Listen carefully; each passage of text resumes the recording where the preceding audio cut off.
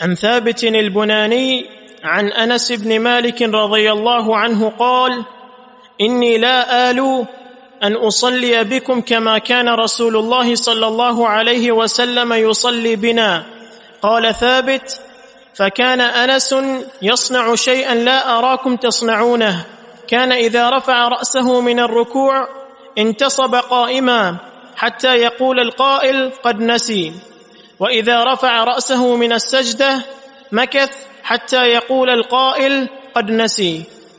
رسول کریم صلی اللہ علیہ وسلم کا رکوع سے کھڑے ہو کر آپ کا رکوع سے کھڑا ہونا یہ کیسا تھا، اور رسول اللہ صلی اللہ علیہ وسلم کا دو سجدوں کے بیچ میں بیٹھنا یہ کیسا تھا، ان کی کیا کیفیت تھی.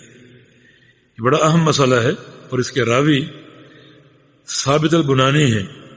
یہ ثابت بن اسلم البنانی بصری اور ثقہ تابعین میں سے تھے، اور کبار تابعین کا شمار ہوتا تھا، اور یہ بھی بڑے عابد اور زاہد تھے، اور سن 117 ہجری میں ان کا انتقال ہوا. اور انس بن مالک رضی اللہ عنہ کے یہ ملازم شاگرد تھے، ان سے بڑا انہوں نے علم لیا اور وہ علم آگے بیان کیا. اسی علم میں یہ حدیث بھی ہے جناب انس سے انہوں نے سنی.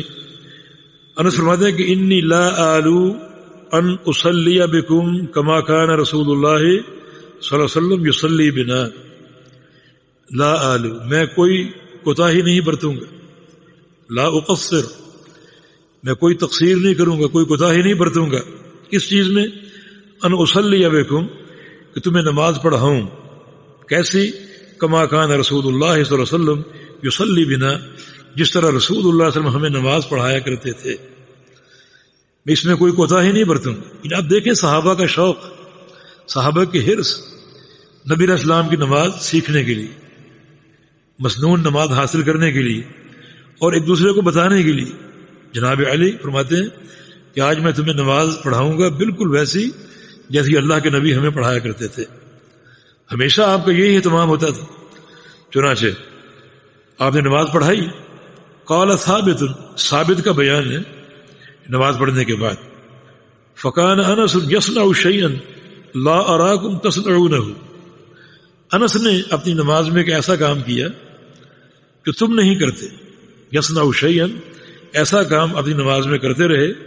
لا اراکم تصنعونہ، کہ میں تمہیں وہ کام کرتے ہوئے نہیں دیکھ رہا، تم وہ کام نہیں کرتے. وہ کام کیا ہے؟ کان اذا رفع رأسہ من الرکوع انتصب قائما، جب اٹھاتے اپنا سر، اذا رفع رأسہ، اٹھاتے اپنا سر من الرکوع، رکوع سے، انتصب قائما، تو سیدھا کھڑے ہو جاتے اور کافی دیر کھڑے رہتے. حتی یقول القائل قد نسی، اتنا کھڑے ہوتے کہ لوگ کہتے کہ شاید آپ بھول گئے. اتنا طویل آپ کا قیام ہوتا رکوع کے بعد کہ لوگ کہتے شاید آپ بھول گئے. دوسرا کام، وَإِذَا رَفَعَ رَأْسَهُ مِنَ السَّجْدَةِ، جب سجدے سے سر اٹھاتے تو مکث، بیٹھتے اور کافی دیر ٹھہرتے. حتی یقول القائل قد نسی، حتیٰ کہ کہنے والا کہتا کہ شاید آپ بھول گئے. کیا چیز بھول گئے؟ کیا چیز بھول گئے؟ یعنی جب رکوع سے اٹھتے تو کھڑے ہو جاتے اور لوگ سمجھتے کہ شاید آپ بھول گئے. کیا بھول گئے؟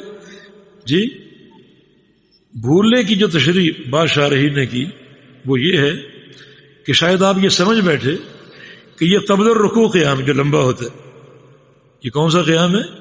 جو رکوع سے قبل جو لمبا ہوتا ہے، شاید وہ سمجھ بیٹھے. آپ کو کہیں صحب تو نہیں ہو گیا. اس طرح دو سجدوں کے بیچ میں بیٹھتے، لوگ سمجھتے شاید آپ بھول گئے. کیا بھول گئے؟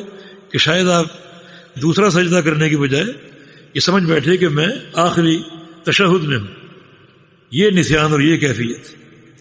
اس سے آپ اندازہ کریں کہ یہ قیام کتنا طویل ہے کہ کہنے والے یہ کہتے کہ شاید آپ بھول گئے. اور انس بن مالک نے شروع میں فرما دیا تھا کہ بالکل میں رسول اللہ صلی اللہ علیہ وسلم کی نماز پڑھاؤں گا.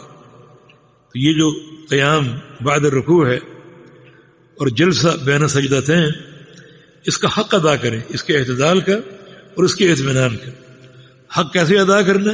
وہ دعائیں جو اللہ کے پیغمبر پڑھا کرتے تھے. رب اغفر لی رب اغفر لی بین سجدتین.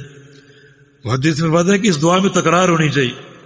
اس کا معنی یا اللہ مجھے بخش دے، مجھے معاف فرما دے. ربنا لک الحمد حمدا کثیرا طیبا مبارکا فی. بڑی افضل دعا جس کا ہم نے ایک اجر آپ کو سنایا. تو ان دعاؤں کا اہتمام کیجیے جو نبی علیہ السلام کا طریقہ تھا.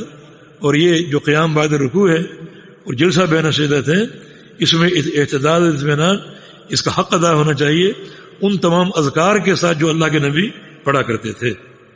جی